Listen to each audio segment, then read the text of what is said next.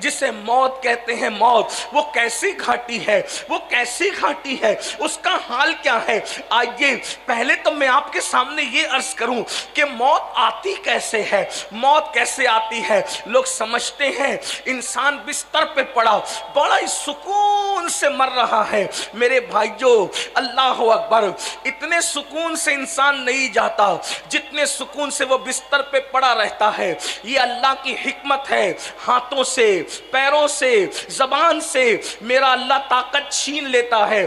اگر اللہ لوگوں کی طاقت ہاتھ پیر کی نہ چھینے تو جب جانور ذبح ہوتا ہے تو وہ کس طرح تڑپتا ہے، اس سے زیادہ انسان تڑپے۔ حدیث پاک کا مفہوم ہے اگر انسان کی طاقت نہ چھینی جائے مرتے وقت تو انسان جنگلوں میں پاگلوں کی طرح پھرتا رہے، دوڑتا پھرے۔ انسان کی کیفیت یہ ہو، آؤ ذرا جس گھاٹی سے گزرنا ہے جسے موت کہتے ہیں، مسلمان ہو کر بھی دین کو پیٹ کے پیچھے ڈالا ہے، مسلمان ہو کر بھی اللہ کے دین کو بھلا دیا ہے، مسلمان ہو کر بھی آخرت کو فراموش کر دیا ہے۔ آؤ آؤ اللہ اکبر۔ حضرت سیدنا عبداللہ ابن عمرو ابن عاص رضی اللہ تعالی عنہما ارشاد فرماتے ہیں کہ میں نے اپنے والد حضرت عمرو ابن عاص سے پوچھا، بابا یہ بتائیں کہ انسان کو جب موت آتی ہے تو موت کے وقت اس کی کیفیت کیا ہوتی ہے؟ تو حضرت عمرو ابن عاص فرماتے ہیں اللہ اکبر، جیسے انسان زمین اور آسمان کو سمیٹ کر انسان کے سینے پہ رکھ دیا جائے تو کتنا بوجھ محسوس ہوگا، اس طرح کا بوجھ انسان کو موت کے وقت محسوس ہوتا ہے۔ عمرو ابن عاص ارشاد فرماتے ہیں اللہ اکبر، میرے بیٹے عبداللہ جب انسان کو موت آتی ہے تو یوں لگتا ہے کہ جیسے وہ ناک سے سانس نہیں لے رہا ہے بلکہ سوئی کے ناکے سے سانس لے رہا ہے۔ انسان کی کیفیت یہ ہوتی ہے۔ اور پھر فرماتے ہیں میرے بیٹے عبداللہ تو موت کی کیفیت پوچھ رہا ہے، اگر کسی انسان کے پیٹ میں ببول کا درخت اگا دیا جائے اور اس کو نیچے سے کوئی طاقتور انسان کھینچے تو اس وقت انسان کی کیفیت کیا ہوگی؟ اسی طرح انسان کے جسم کی کیفیت ہوتی ہے۔ کتنی بڑی گھاٹی سے گزرنا ہے، کانوں میں ایئر فون لگا کر گانوں سے جھومنے والوں، اللہ کے خوف میں رونے کی بجائے ہیرو ہیروئن کی جدائی کے مناظر دیکھ کے رونے والوں، اپنی موت کو یاد کر کے، موت کی تکلیف کو یاد کر کے اللہ کے خوف سے آنسو بہانے کی بجائے ڈراموں کو دیکھ کر رونے والوں، کبھی تصور تو کیا ہوتا یہ وہ حقائق ہیں جس کو فراموش نہیں کیا جا سکتا، یہ وہ حقائق ہیں جن کو بلایا نہیں جا سکتا۔ اس انداز سے موت آتی ہے اور اس وقت تو 5 فرشتے آ کر انسان سے کلام کرتے ہیں، انسان سے گفتگو کرتے ہیں، انسان سے مخاطب ہوتے ہیں اور کیا کہتے ہیں؟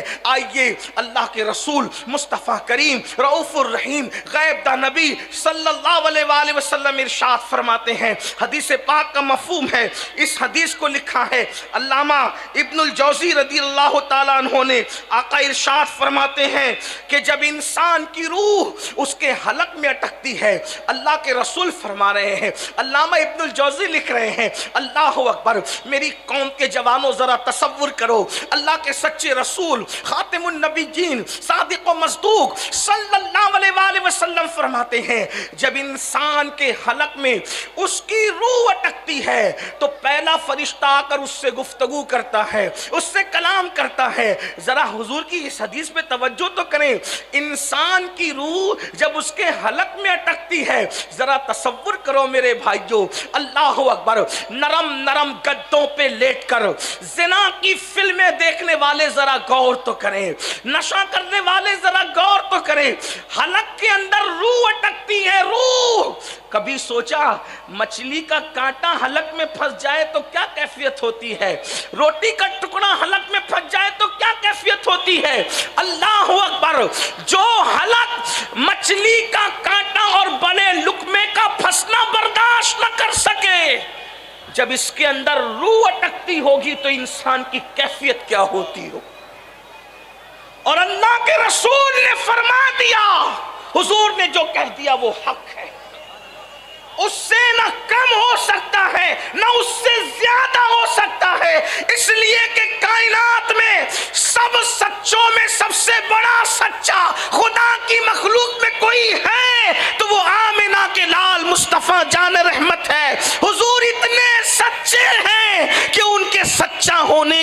وہی ان کے دشمن بھی دیتے نظر آتے ہیں. اتنے سچے رسول. اللہ اکبر. فرماتے ہیں جب انسان کے حلق میں اس کی روح اٹکتی ہے تو پہلا فرشتہ آ کر اس کو پکار کر کہتا ہے اے آدم کے بیٹے تیرا طاقتور بدن کہاں گیا؟ فرشتہ اس سے مخاطب ہو کر کے کہہ رہا ہے آدم کے بیٹے یہی بدن پر غرور کرتے ہو نا، اسی جسم پر گھمنڈ کرتے ہو نا. اللہ کا فرشتہ آ کر کے کہتا ہے آدم کے بیٹے تیرا طاقتور جسم کہاں چلا گیا؟ اور اس کے بعد وہ فرشتہ پکار کر کہتا ہے آج تو کتنا کمزور ہے، کتنا کمزور ہے آج تو. کہاں گئی تیری فصیح زبان؟ جس زبان کو تو چر چر چلاتا تھا وہ تیری زبان کہاں گئی؟ اور اس کے بعد کہتا ہے آج تو کتنا خاموش ہے. اللہ اکبر. فرشتہ کہتا ہے آج تو کتنا خاموش ہے. تیرے عزیز و اقربا تیرے گھر والوں نے تجھے کہاں چھوڑ دیا؟ تجھے تنہا چھوڑ دیا، تجھے اکیلے چھوڑ دیا. فرشتہ اس سے گفتگو کرتا ہے طاقتور جسم کہاں گیا؟ چر چر چلنے والی زبان کہاں گئی؟ آج تو کتنا چپ ہے، خاموش ہے. اور انسان کتنا خاموش ہوتا ہے مرتے وقت؟ آنکھوں سے ٹک ٹکی باندھ کر بس سب کو دیکھتا ہے، کلام کرنے کی بھی طاقت نہیں رہتی. اس منظر کو یاد کرو اللہ کے بندو. آخرت کو بھولنے والوں اس منظر کو یاد کرو، قبر کو بھولنے والوں اس منظر کو یاد کرو. بہت دن تک کچھ نہیں رہے گا، بہت دن تک کچھ نہیں چلے گا. کب تک گناہ کرو گے؟ جب تک کہ جسم اور روح کا رشتہ ہے تبھی تک نا. ایک وقت تو وہ آئے گا کہ روح کا رشتہ جسم سے ٹوٹ جائے گا. صرف پچھتاؤ گے میرے بھائیوں کس دنیا سے جی لگایا ہے. شہد دکھائے، زہر پلائے، قاتل ڈائن شوہر کش، اس مردار پہ کیا للچایا. دنیا دیکھی بھالی ہے اس دنیا نے، بوڑھی دنیا نے جس کی ہزاروں سال کی عمر ہو گئی. یہ بوڑھی جو بن سور کی آتی ہے، لوگوں کے ساتھ فریب کرتی ہے، لوگوں کے ساتھ دھوکہ کرتی ہے. اگر اس دنیا نے بن سور کر فرعون کو نہ ورگلایا ہوتا تو اس نے خدا ہونے کا دعویٰ نہ کیا ہوتا.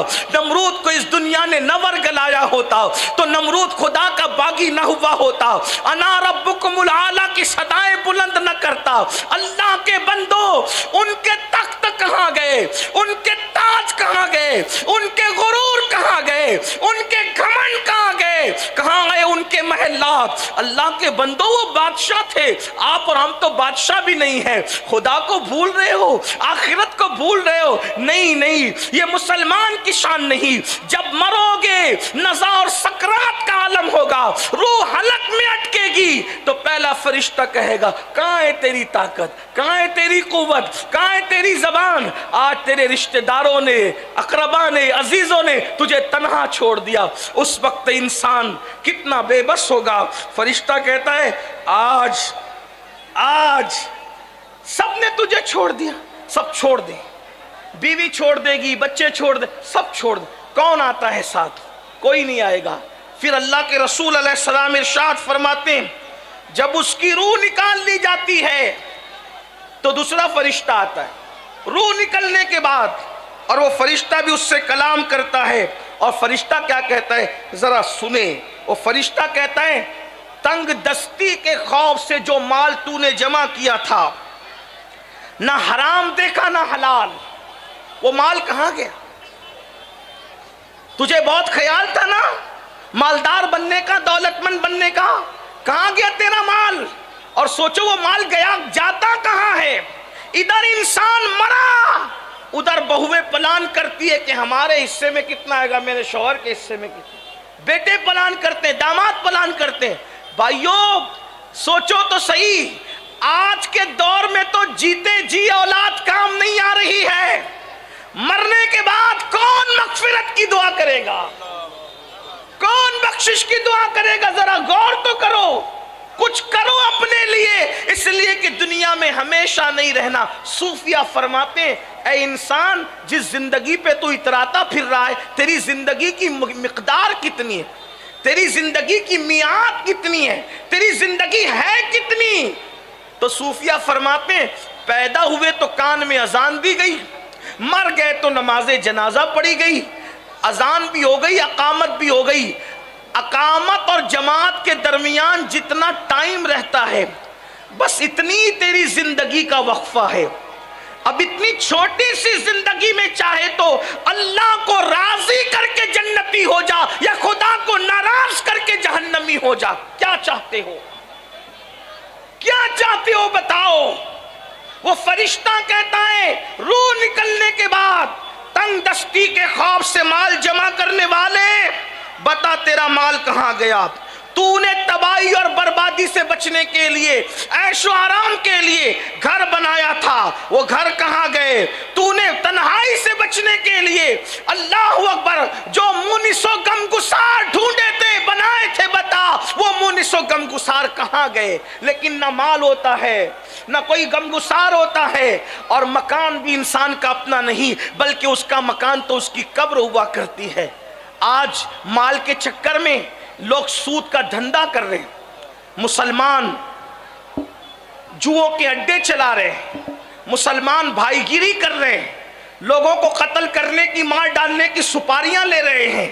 اللہ ماشاءاللہ سب مسلمان ایسے نہیں ہیں، لیکن مال کے چکر میں لوگ ایک دوسرے پہ جادو کر رہے ہیں، جادو کروا رہے ہیں، مال کے چکر میں اللہ اکبر کسی کا مرڈر کیا جا رہا ہے، مال کے چکر میں حلال و حرام نہیں دیکھا جا رہا ہے، مال کے چکر میں اپنی بستیوں کے اندر نشہ آور چیزیں بیچی جا رہی ہے، فروخت کی جا رہی ہے، مال کے چکر میں جوؤں کے اڈے چلائے جا رہے ہیں۔ آپ مجھے بتائیں کیا یہ مال قبر میں ساتھ جائے گا؟ ارے حلال کمانے والے اپنا مال اپنے ساتھ نہیں لے کر کے گئے تو حرام کمانے والوں نے کون سا کیا لے کر کے جانا ہے؟ اللہ اکبر۔ تو وہ فرشتہ روح نکالنے کے بعد کہے گا، روح نکلنے کے بعد کہے گا کہاں ہے تیرا مال، کہاں ہے تیرا مکان، کہاں ہے تیرے مونس و غمگسار؟ لیکن انسان کے پاس جواب کیا ہوگا؟ پھر اللہ کے رسول صلی اللہ علیہ وآلہ وسلم فرماتے ہیں جب اس کا جنازہ اٹھایا جاتا ہے تو تیسرا فرشتہ آ کر کے اس کو کہتا ہے اللہ اکبر، افسوس آج تجھے بڑے لمبے سفر پر جانا ہے، اور اتنا لمبا سفر کہ اس سے پہلے تو نے اتنا لمبا سفر آج سے پہلے کبھی طے نہیں کیا۔ آج تو ایسی قوم سے ملے گا کہ آج سے پہلے تو ایسے کسی قوم سے نہیں تیری ملاقات ہوئی، اور آج تو ایسے تنگ اور تاریک گھر میں لٹا دیا جائے گا جسے قبر کہتے ہیں، اس سے پہلے ایسے تنگ اور تاریک مکان میں تجھے داخل نہیں کیا گیا۔